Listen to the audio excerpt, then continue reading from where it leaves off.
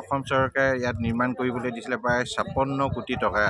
কিন্তু আজি কোপতি কিন্তু এই দলংখন সম্পূৰ্ণ হৈ উঠা আমি দেখিব নাপালোঁ। তাৰ পৰিৱৰ্তে কিন্তু বিভিন্ন সময়ত শিৱম নামৰ যি প্ৰতিষ্ঠানটোৱে এই দলং নিৰ্মাণ কৰি আছে সেইসকলৰ বিৰুদ্ধে বিভিন্ন জনৰ অভিযোগ উত্থাপিত হৈ আহিছে। ইয়াৰ পূৰ্বেও কিন্তু দুটাকৈ গাদাৰ ভাঙি পৰিছিলে। সেই সময়ত অসম জাতীয়তাবাদী যুৱ পৰিষদে ইয়াৰ বিৰুদ্ধে প্ৰতিবাদ সাব্যস্ত কৰিছিল। তৎসত্ত্বেও কিন্তু ধেমাজি প্ৰশাসন হওক বা যি লোক নিৰ্মাণ বিভাগ পথ জোনাই সংমণ্ডল আছে সেই সংমণ্ডলৰ বিষয়ববীয়াসকলে কিন্তু এই প্ৰতিষ্ঠানটোক ক্লিন চিট দিবলৈ চেষ্টা কৰা আমি দেখিবলৈ বহু সময়ত পাইছোঁ। সেইকাৰণে কৈছোঁ যে এই বিষয়াসকল এই প্ৰতিষ্ঠানৰ লগত জড়িত হৈ আছে আৰু তেওঁলোকে এটা বৃহৎ অংক কমিশ্যন জড়িত হৈছে, যাৰ কাৰণে আজি এই জনসাধাৰণে ইয়াৰ পৰা এই দলঙৰ পৰা যি সুফল লাভ কৰিব লাগে সেই সুফল লাভ কৰিব পৰা নাই। তাৰ পৰিৱৰ্তে কিন্তু এই দলংখন নিৰ্মাণ কৰি থাকোঁতে এটা দীঘলীয়া সময়ৰ প্ৰয়োজন হৈছে আৰু সেয়ে কৈছোঁ যে শীঘ্ৰে এই দলংখন নিৰ্মাণৰ কাম সম্পূৰ্ণ কৰক, তাৰ সমান্তৰালকৈ ইয়াত এটা নিৰপেক্ষ তদন্ত কৰক।